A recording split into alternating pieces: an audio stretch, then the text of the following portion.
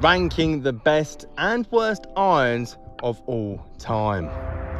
This, without a doubt, is the hardest ranking of any golf product there is. There's so many variables. Do you rank them on the quality they are now, how well they play in today's society, or do you rank them on what they did for the game in terms of technology and influencing the iron market? I've given it a go. Some people are going to be happy, some people are going to be upset. Let me know your thoughts in the comments down below.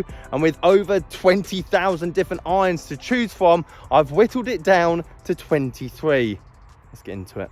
There's so many companies that don't even exist anymore, but were a special part in time, massive to the golf community. There's models that are game changing, and they brought out 14 different kinds of versions of that head. Therefore, which one do you actually choose? Let's start off with some stuff that I learned. This was incredibly interesting. Burner Midsize, which I'm going to go and just put into the good section, because this had foam in it way back when. If you actually compare it to, let's be honest, one of the most popular irons of the last 5 years, game changing, basically brought TaylorMade outside of bankruptcy in the space of 3-year period, they are pretty much a carbon copy. The technology was there, the idea was there. And the Burner Midsize came out in 1993. That's nearly 20 years on, just 25 years on from the P790. So the idea was there, the foam was there to give it the ultimate forgiveness around the ball of off-center hits, but obviously the technology wasn't quite. It took another 25 years to really perfect it.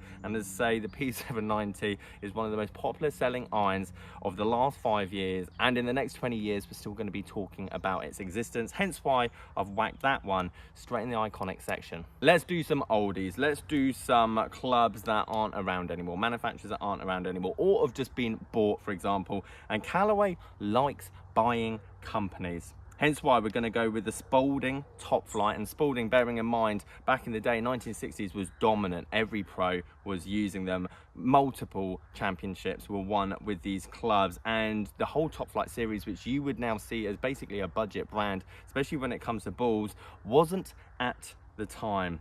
Again, I do want to put another classic in the Epic series, and that's the Ben Hogan. And again, so many classic lines have come from that series, and specifically the Apex range when it came to Ben Hogan, because Callaway bought both of these brands and took essentially the good stuff from both of them to create what they've got now. They bought two of the names from Ben Hogan. That was Apex and Edge. And I have to say, we're going to have to put the Apex range up on the list.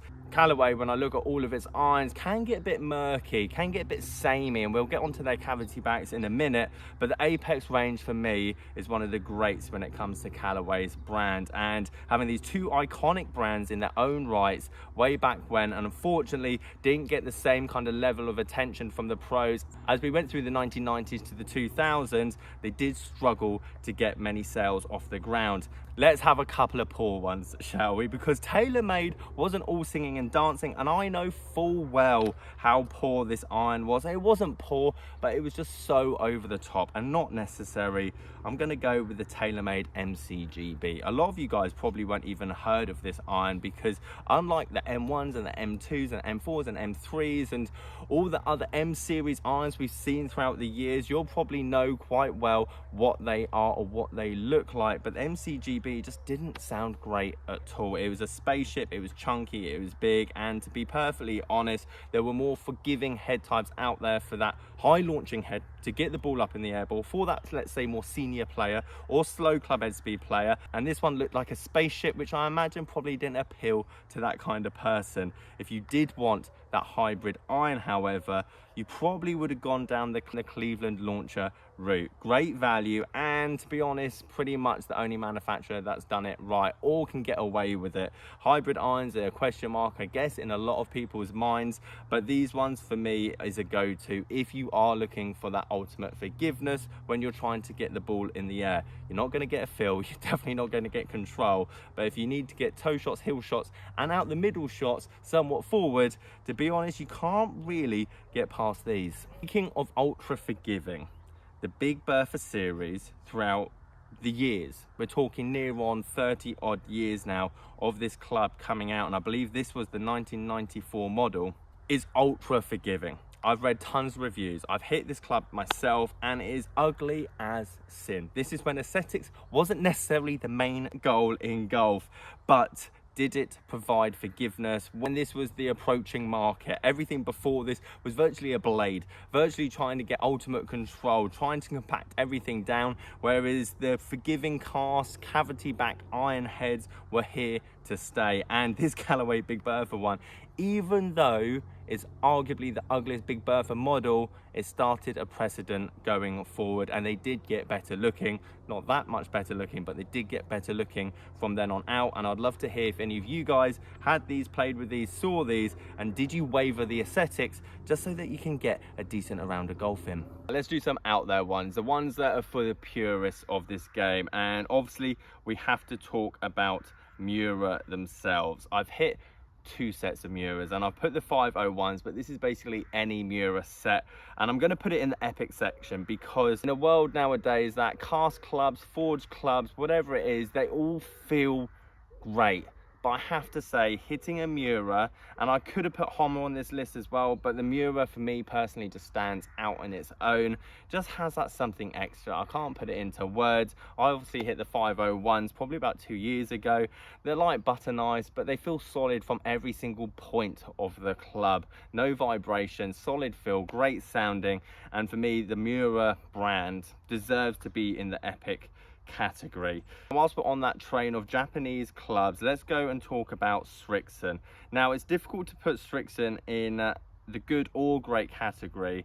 I'm going to go and put it in the good category. I was shocked to find out how early, or late I should say, Srixon have been making clubs. 2009 and 2014 is when they started producing irons, which is crazy to me. Or maybe it was 2009 they started producing irons, which is crazy to me. But they create such great value golf clubs, as good as Mizuno, and they don't get the same love in the second-hand market. And I could equally put them in the good or great category, to be perfectly honest. They haven't necessarily done anything game-changing, lit up the world, but they don't get enough recognition, and it deserves to at least be talked about in this topic. And the only reason I'm putting it in the good section is because I'm running out of great sections in the list, hence why cutting this list down to 23 was a challenge. I'd love to hear if you agree or disagree.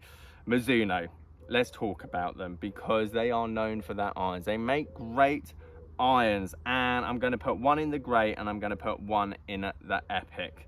The Mizuno MP lineup is epic for me in terms of the way you can get fitted for it in this country. Still relatively good value against all the other competitors. If you want a player's club, you want a decent fitting, and you want something as close to a Miura in terms of feel and sound, and to be honest, out the middle I think they're exactly the same. I'm not anywhere near good enough ball striker probably to separate them apart, but the Mizuno MP range for me has to go in the epic section.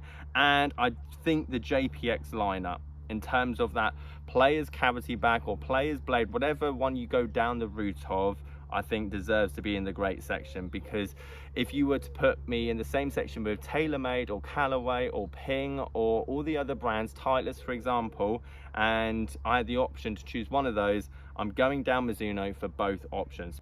Let's get to the iconic section again. Let's talk about some of the greats. Ping I2, iconic. Been around an incredibly long time, and you could say, Simon, what about the Ping Zing, or what about the original castings, or what? All of them. Go and buy a set of Ping I2s in this day and age, 30 years old, whether it's the copper ones, the nickel ones, whatever the version, and you will be able to play a decent round of golf. And there's not many iconic clubs that can do that. However, I feel like the AC108 has to go in the top there, mainly because it was the original starting of putting tungsten weights, ports in the back of the iron head. And just similar to why I rated the Ping putter from Karsten way back when as an iconic putter, is because it was game changing, and this was first of its kind and revolutionary, as every other great iron manufacturer from then on out started using different perimeter weighting around an iron head design, making it more forgiving or making it more draw, but whatever it might be. Let's get controversial.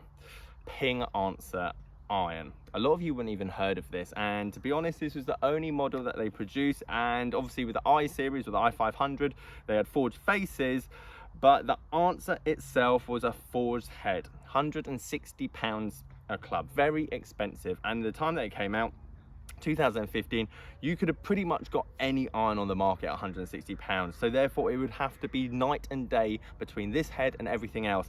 And the reason that I've always loved Ping is that even though that cast head design is supposed to feel worse than, let's say, your purest forged iron head, it wasn't.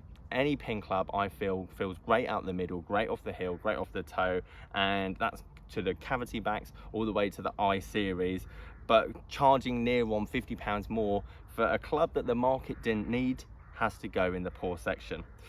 Unlike, however, the Ping at G10, and again, I could put this in the Epic, I could put this in the Great. The reason I'm going G10 is because I feel like if you use a G10 in this day and age, it's going to be as good as the G10, the G20, the G25, the G30, G series. Potentially there was that turning point in terms of weighting got a lot better, shafts as well got better around that time as well. But this head design is a classic, it hasn't changed. And to be honest, the G10 slots in the back here actually stayed in the head. All the other ones fell out. Therefore, I think the Ping G10, I don't know if I can put it in the Epic section. Potentially I could put it in the Epic section. I wish I could have like a little half cross gap here, but nonetheless, iconic and a great club, could still use in 2022. A few more poor ones. Nike Slingshot. I don't know why it's cut half of it off there, so apologies there. Nike Slingshot sounded awful, felt worse, and it was one of the first inventions Nike obviously brought to the iron market, and they learned very quickly what worked, what didn't work in the market. They adapted. Obviously they pulled out 5-6 years ago in terms of making hard goods, but they had a very quick learning curve into the market. I'm gonna have to put this club in the iconic section. I think in terms of any branded club, and there's been tons of them, whether you're Bobby Jones or Tommy Armour or whoever it is, a player attaching their name to a club, I feel like this is the most famous looking head. The Victory Red blade with a TW stamp underneath it, and there was a lot of talk and surround who actually made it. Were they Muras? Were they Titleist?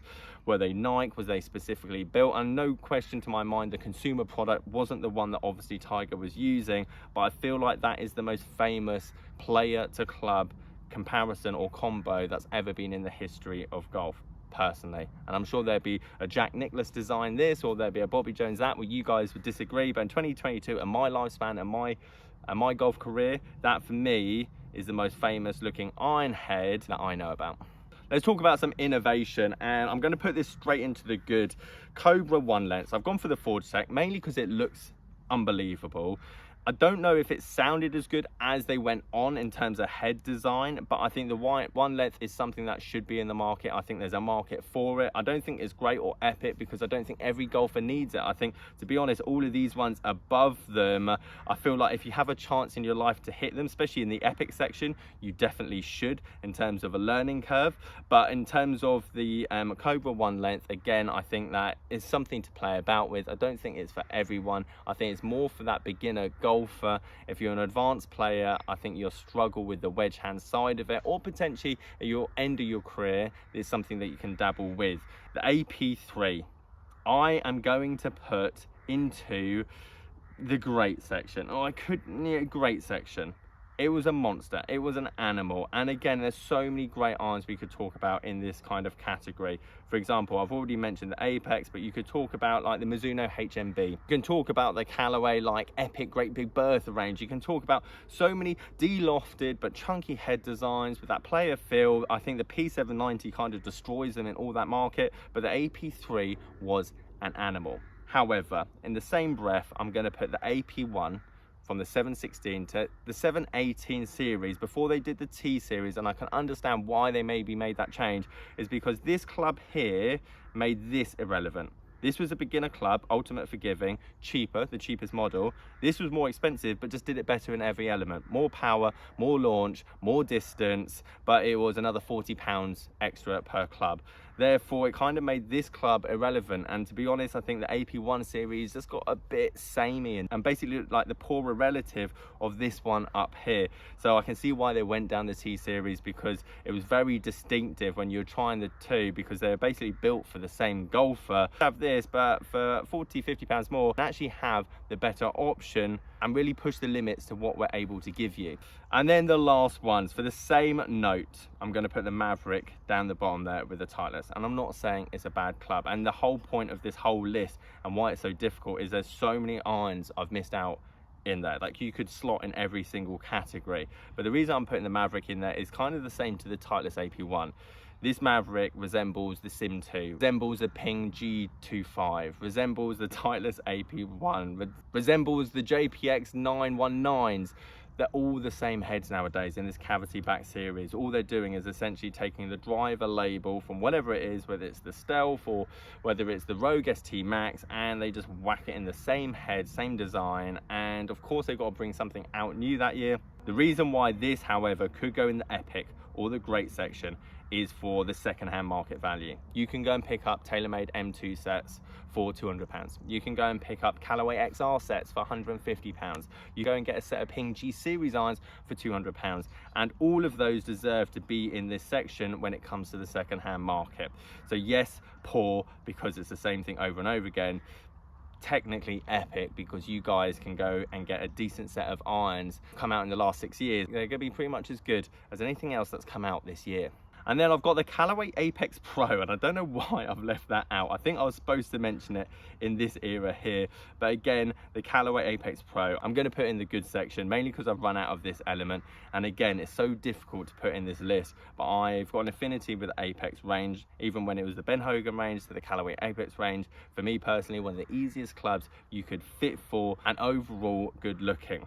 I'd love to know what irons I've missed out and what should be on this list, or which ones I definitely should have moved. Guys, if you like this video, you might like my driver one up here. Catch you guys later.